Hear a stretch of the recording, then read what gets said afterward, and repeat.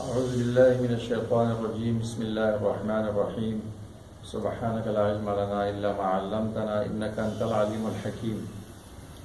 ماں کے 3 احوال کا بیان۔ ماں کی کل 3 احوال ہے۔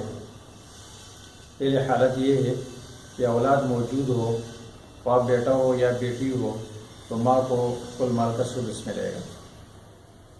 اسی طرح 2 بھائی اور 2 بہنیں موجود ہو، 2 ہونا لازمی ہے، 2 بھائی ہو یا 2 بہنیں ہو یا 1 بھائی ہو یا 1 بہن ہو، کم سے کم 2 ہونی چاہیے تو ماں کو تب بھی چٹے حصہ ملتا ہے۔ یہ ان کی پہلی حالت ہے۔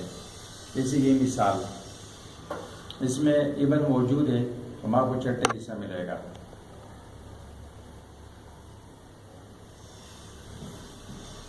اور باقی جو 3 بچے ہیں وہ بیٹے کو ملیں گے۔ اس کی دلیل قرآن کریم میں وَلِأَبَوَيْهِ لِكُلِّ وَاحِدٍ مِّنْهُمَا السُّدُسُ مِمَّا تَرَكَ إِنْ كَانَ لَهُ وَلَدٌ۔ اس مردے کے ماں باپ میں سے ہر ایک کے لیے چٹا حصہ ہے اس مال میں سے جو اس نے چھوڑا جب اس کی اولاد موجود ہو۔ ولد ابن بھی ہوتا ہے، ولد بنت بھی ہوتی ہے، دونوں پر اس کا اطلاق ہوتا ہے۔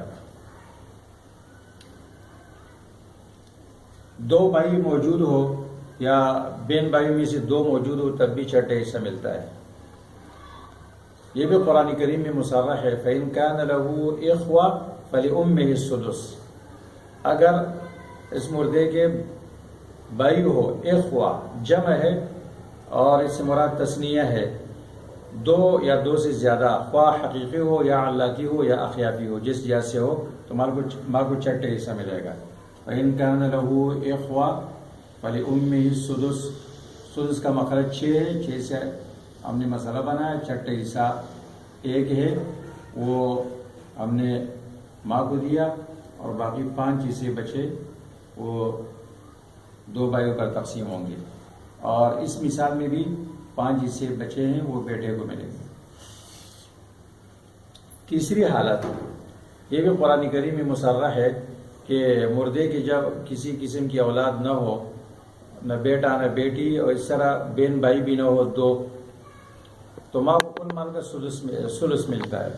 جیسے کہ اس مثال میں ماں باپ رہ گئے تو ماں کا حصہ سدس ہے، سدس کا مخرج 3 ہے، اس سے ہم نے مسئلہ بنایا، ماں کو سدس دیا، باقی جو 2 سدس بچے یہ باپ کو ملیں گے۔ باپ یہاں پر عصبہ محض ہے۔ یہ حالت بھی قرآن کریم میں مصرح ہے۔ اللہ تعالیٰ فرماتے ہیں فَإِن لَّمْ يَكُن لَّهُ وَلَدٌ، اگر اس مردے کی اولاد نہیں ہے، وَوَرِثَهُ أَبَوَاهُ، اور اس کے وارث ہوتے ہیں اس کے ماں باپ، تو فَلِأُمِّهِ الثُّلُثُ، اور ماں کو ثلث ملے گا، تو باقی ثلثان للاب، وہ باپ کو ملیں گے، اس لیے کہ باپ یہاں پر عصبہ محض ہے۔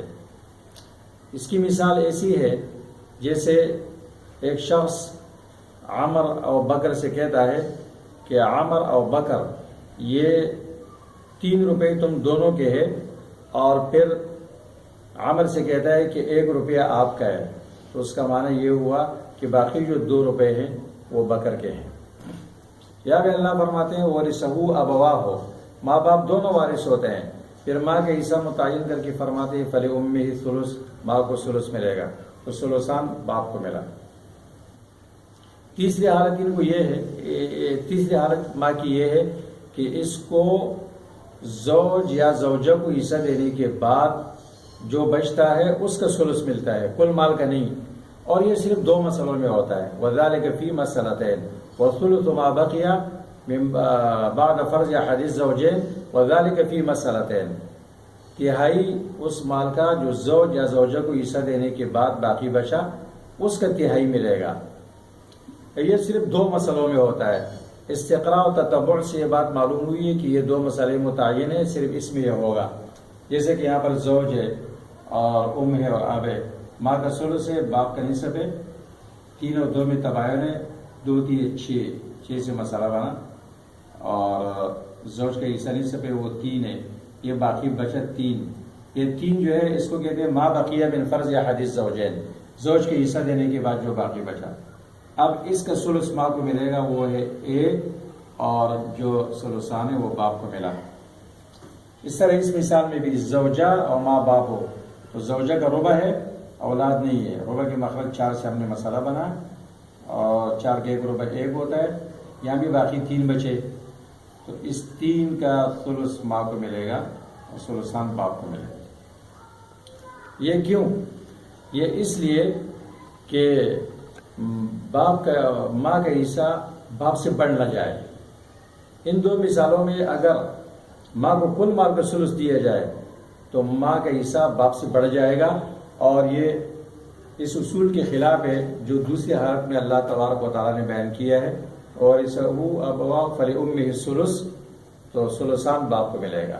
ان میں اللہ تبارک و تعالیٰ نے یہ قانون رکھا ہے جیسے بیٹا اور بیٹی رہ جائے تو بیٹی کو ثلث ملتا ہے، بیٹے کو ثلثان ملتا ہے، للذکر مثل حظ الانثیین کے طریقے پر۔ اس طرح یہاں بھی ان میں للذکر مثل حظ الانثیین ہے۔ تو ان 2 مثالوں میں اگر ماں کو کل مال کا ثلث دیا جائے تو ماں کے حصہ باپ سے بڑھ جائے گا۔ ان دونوں صورتوں میں پھر ماں کو 2 ملے گا اور باپ کو 1 ملے گا، یہ جو کہ وَرِثَهُ أَبَوَاهُ فَلِأُمِّهِ الثُّلُث کے خلاف ہے۔ آگے فرماتے ہیں وَلَوْ كَانَ مَكَانَ الْأَبِ جَدٌّ فَلِلْأُمِّ الثُّلُثُ جَمِيعِ الْمَالِ۔ ان 2 مثالوں میں باپ کے بجائے اگر جد ہو تو ماں کو کل مال کا ثلث ملے گا۔ یہ وہ فرق ہے جو باپ اور دادی کے درمیان ہے، ایک بہنوں کے احوال میں بیان ہوا اور دوسرا یہ بیان ہوا، تیسرا جدے کے احوال میں بیان ہوگا اور چوتھا پھر باب العصبات میں آئے گا۔ جیسے کہ سراجی والا شروع میں کہتا ہے کہ والجد الصحیح کالاب الا فی 4 مسائل، 4 مسائل میں جد کا حکم دادا سے الگ ہے، یہ اس میں ایک فرق یہ ہے۔